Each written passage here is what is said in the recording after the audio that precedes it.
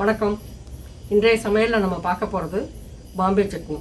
பாம்பே சட்னி 40 வருஷங்களுக்கு முன்னாடி எங்கள் மாமனார் சொல்லி கொடுத்ததுங்க. எங்கள் மாமனார் சொல்லி கொடுத்த அதே மெத்தடில் நான் செய்ய போகிறேன்.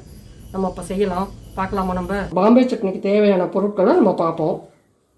சின்ன வெங்காயம் நீல வட்டத்தில் கொஞ்சம் ஓரளவு மெலிசாக நறுக்கியிருக்கேன். ரொம்ப பெரிய துண்டாக போட வேணாம். சின்ன வெங்காயம் தான் நாங்கள் எப்போவுமே போடுவோம் பாம்பே சட்னிக்கு. அடுத்து கடலை மாவு ஒரு இந்த ஸ்பூனால் 5 ஸ்பூன் எடுத்திருக்கேன். இந்த பாருங்கள், இந்த அளவுக்கு நான் 5 ஸ்பூன் எடுத்திருக்கேன். எலுமிச்சம்பழம் 1, பச்சை மிளகாய் 6 மிளகாய், பச்சை மிளகாய், பூண்டு ஒரு 6-7 பல் தட்டி வச்சுருக்கேன், கருவேப்பிலை, கொத்தமல்லி. இப்போ நம்ம தாளிப்போம். பாத்திரத்தை அடுப்பில் வச்சுட்டோம். 6 ஸ்பூன் எண்ணெய் ஊற்றிக்கிறேன். இப்போ எண்ணெய் காஞ்சிருச்சுங்க. 1/2 ஸ்பூன் கடுகு போட்டிருக்கேன். 3/4 ஸ்பூன் உளுத்தம்பருப்பு போட்டிருக்கேன். 1 ஸ்பூன் பச்சைக்கடலை பருப்பு போட்டிருக்கேன். உளுத்தம்பருப்பு செவந்தோடனே பச்சை மிளகாய் போட்டு வெங்காயமும் கொட்டிடலாம். இது நல்லா வதங்கிட்டோம்.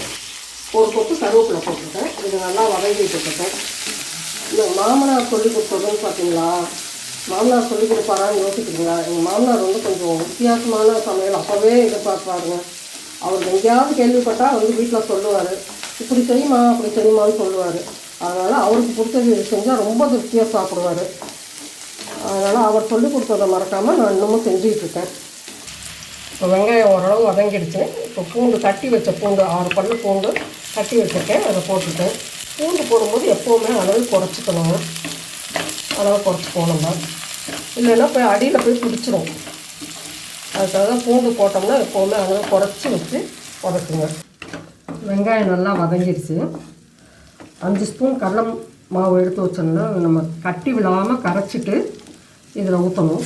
1 கப்பு நிறைய தண்ணி விட்டு ஊற்றிருக்கேன். இதுக்கு மேலே இன்னும் 2 கப்பு தண்ணி உடனே நம்ம ஊற்றணும். கடலை மாவில் தண்ணி ஊற்றிருந்தேன், அது இல்லாமல் 2 கப்பு தண்ணி விட்டுருக்கேன். ஆனால் சிம்மில் வச்சு கிளறி விடுங்க. அதுக்கப்புறம் கையில் வச்சுக்கலாம், இல்லைன்னா கட்டி கட்டியாகிடும். தேவைக்கேற்ப உப்பு போட்டுக்குவோம். 1/4 ஸ்பூன் மஞ்சத்தூள் போடுறேன். இப்போ ஸ்டவ்வை ஹையில் வச்சு கிளறி விட்டுக்கிட்டே இருங்க. கட்டி இல்லாமல் இருக்கும். கொஞ்சம் லேசாக கொதிக்க ஆரம்பிக்கும் போது எப்படி இருக்குதுன்னு பாருங்கள். ரொம்ப திக்காக இருந்தால் மறுபடியும் தண்ணி விடலாம். கொஞ்சம் திக்காக இருக்குது, இன்னும் 1 கப்பு நம்ம தண்ணி விடலாம். தண்ணியாட்டம் இருந்தால் தான் பாம்பே சட்னி டேஸ்ட் நல்லாயிருக்கும். தோசைக்கெல்லாம் ரொம்ப ரொம்ப நல்லாயிருக்கும். கோதுமை தோசை, ரவா தோசை, சாதாரணமாக மாவு தோசை, இதுக்கெல்லாம் நல்லாயிருக்கும். இட்லிக்குமே கூட நல்லாயிருக்கும்.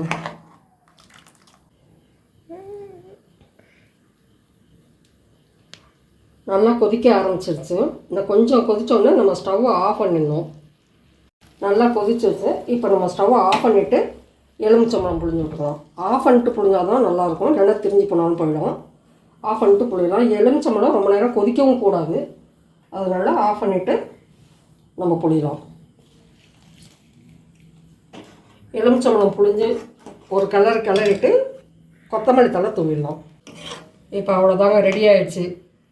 இட்லி, தோசை, கோதுமை தோசை, ரவா தோசை எல்லாத்துக்குமே ரொம்ப நல்லாயிருக்குங்க. நீங்கள் செஞ்சு சாப்பிட்டு பாருங்கள். இந்த டிஷ்ஷை நான் 5 வருஷமாக செய்யவே இல்லைங்க. எங்கள் மாமனார் இறந்ததுக்கப்புறம் நான் செய்யவே இல்லை. அவர் இறந்து 5 வருஷத்துக்கு மேலே ஆகுது. இன்றைக்கி தான் செய்கிறேன். என்னோடய பேத்திக்காக நான் செய்கிறேங்க.